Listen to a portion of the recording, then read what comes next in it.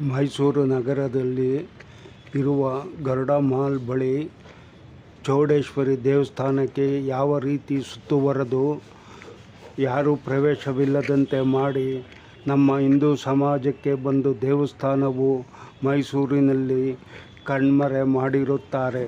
ಇದಕ್ಕೆ ಸಾಕ್ಷಿ ಎಂಬಂತೆ ಸುತ್ತಲೂ ಗೋಡೆಗಳನ್ನು ಕಟ್ಟಿ ಮತ್ತು ಒಳಗಡೆ ಯಾರೂ ಪ್ರವೇಶಿಸದಂತೆ ಮಾಡಿರುತ್ತಾರೆ. ಈ ಹಿಂದೆ KRS ಪಾರ್ಟಿಯು ಇಲ್ಲಿ ವೆಹಿಕಲ್ಗಳನ್ನು ನಿಲ್ಲಿಸುವುದಕ್ಕೆ ಅಭ್ಯಂತರ ವ್ಯಕ್ತಪಡಿಸಿ ಸ್ಥಳೀಯವಾಗಿ ಚಿತ್ರೀಕರಣ ಮಾಡಿ ಪ್ರತಿಭಟಿಸಿದಾಗ ಅದರ ಪರಿಣಾಮ ಶುಲ್ಕವನ್ನು ವಸೂಲಿ ಮಾಡುವುದು ನಿಲ್ಲಿಸಲಾಯಿತು.